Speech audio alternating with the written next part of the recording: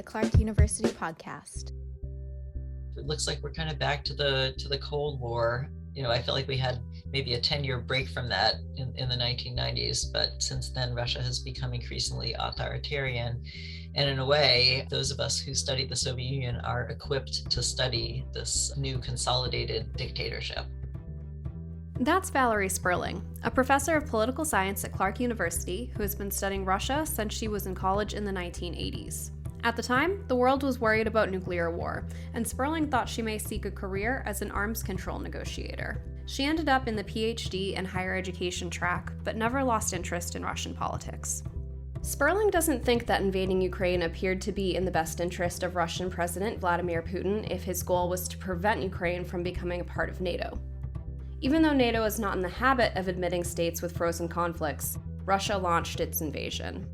So in that sense, if that was Putin's goal, he already had that goal met. He already had a buffer zone, between the Western European and Central East European NATO countries and Russia. So it seemed pretty irrational at that point to invade Ukraine. A war in Ukraine seemed like it wouldn't be a quick and easy lightning strike kind of event. So, doing a little more of that rational calculus, it seemed that, it would be something that the Russian population would oppose and that would be bad for Putin's second goal, which is remaining in power in Russia. So that didn't seem very rational. The prospect of invasion seemed certain to come along with and has come along with, enormous economic ramifications. The extent and rapidity of the application of sanctions against the Russian economy has been really impressive, and certainly Russia's not benefiting from that. So I think it didn't look like a rational decision then, and it doesn't look like a rational decision now. I'm Melissa Hansen, a producer in Clark's communications office, and this is Challenge Change, conversations to challenge your mind with people who are changing our world. This interview was recorded on March 7th. Things have likely changed since we spoke with Sperling. In 1994, Ukraine signed off on what's called the Budapest Memorandum, where, after the collapse of the Soviet Union, there were nuclear weapons in Russia, in Ukraine, Kazakhstan, and Belarus had some nuclear equipment as well. And so Ukraine and Kazakhstan and Belarus signed off on this Budapest Memorandum in 1994, where they basically agreed to sign off on the Nuclear Non-Proliferation Treaty and send their nuclear weapons out of the country, back to Russia. Now, having nuclear weapons, gives you a certain deterrent, supposedly, right? It should prevent aggression from other states that might fear a nuclear attack. And so in exchange for that, Russia, the United Kingdom, and the United States were supposed to provide security guarantees to Ukraine. However, when Russia took Crimea from Ukraine, there was no kind of triggering of these security guarantees other than sanctions. And so far, that's basically been the situation now. I mean, the difference is that there's a lot of military weaponry being supplied to Ukraine from the West.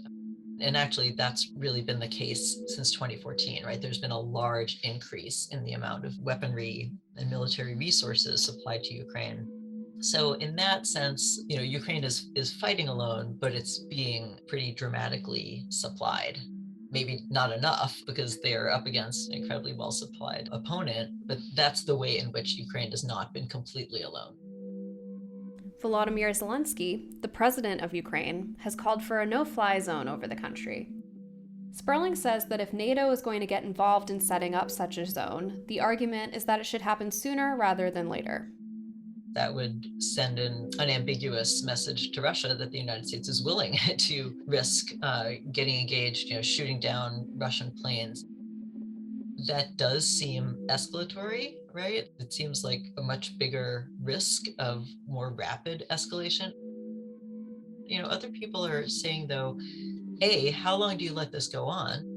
How many Ukrainians have to die, especially if you believe that Ukraine is not the end of the line for Putin? What if that's not all he wants? What if he wants the Baltic states or one of the Baltic states? Those are NATO countries.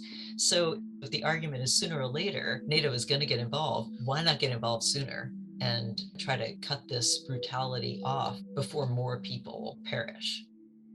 Without causing panic, Sperling says there are concerns surrounding nuclear accidents or attacks. I think, war in the modern age and in a place like Ukraine is a little bit like climate change in the sense that it has unpredictable effects.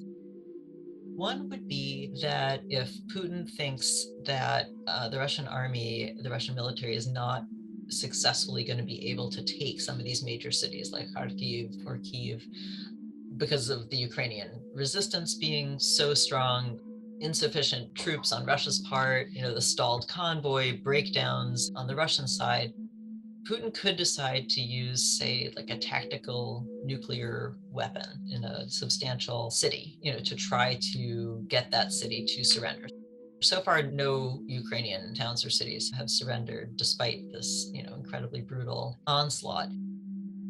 Another possibility that one could kind of imagine for escalation would be that a NATO country would somehow get involved. I don't think that any of the NATO states at this point are really contemplating getting NATO forces engaged, but what happens if the Russian military made the decision to try to attack a base from which munitions were being shipped from Poland to Ukraine, for the Ukrainian resistance? That could trigger, Poland, say, to invoke NATO's charter and say, all for one and one for all. We now need to get engaged in this. I suppose there's maybe a third, sort of doomsday scenario where Putin just, loses it completely and decides that he wants the whole world to go down in a, fiery nuclear furnace. What I would hope in that circumstance is that people lower down in the chain of nuclear command would refuse. I can imagine, unfortunately, the tactical nuclear weapon as a way to try to get Ukraine to surrender or a city to surrender. I think that one's the least likely. Despite limitations on free speech from Putin, Russian citizens have taken to the streets in protest. Thousands were arrested over the weekend. Now you would risk a jail term of significant size for misrepresenting, anything about the Russian military, including saying that the Russian military is at war in Ukraine. Right? They're not allowed to call it a war. They're not allowed to call it an invasion. They're only allowed to say it's a special operation. So on the one hand, right, it's possible to imagine what might happen in Russia would be mass protests against the regime that could, either convince Putin to reverse course or convince other elites to reverse Putin, right, to try to remove him from his position. On the other hand, acting against that, and against the idea that there might be significant changes in Russia, is the coercive capacity of the state. On the one hand, they have been really suppressing the amount of independent information that can get out in Russia. So the state propaganda machine is in full control of the airwaves. It seems plausible that a lot of people are going to just kind of go along with the state propaganda line. Using those coercive methods could limit the amount of protest and the amount of contrary information that that leaks out. That said, young people certainly in Russia know how to get around the internet. They know how to get around efforts to shut down social media. They know how to access alternative sources of information. So, you could continue to see pretty significant protests. The other thing that I think will happen is that if this invasion continues for any length of time, the sanctions are really going to start to bite. Russia cannot access its foreign currency reserves right now, so it can't support the ruble. So the ruble is crashing, and that's going to make life increasingly difficult. The invasion has become a central discussion point in Sperling's classes this semester. This semester, I'm actually teaching Russian politics, and it's something that we do in class every week as we do current events. And obviously for quite a while now, we've been bringing in current events about first the escalation and fear of invasion, the likelihood of invasion. Now, of course, we've been talking about the ramifications of the invasion and what might lie ahead. My other class is revolutions and political violence. And of course, this is a bit thematic there as well, trying to think about what forces and what factors contribute to the stability of governments and what factors and forces contribute to bringing those governments down. So this invasion has really been relevant in both of my courses, but of course, as a political scientist, that's kind of bound to happen. Politics and violence often break out around the world and are things that we like to bring up in our classes to try to analyze and try to further understand. To learn more about political science at Clark, visit clarku.edu/political-science. You can find other episodes of Challenge Change wherever you listen to podcasts. 1, 2, 3. Clark!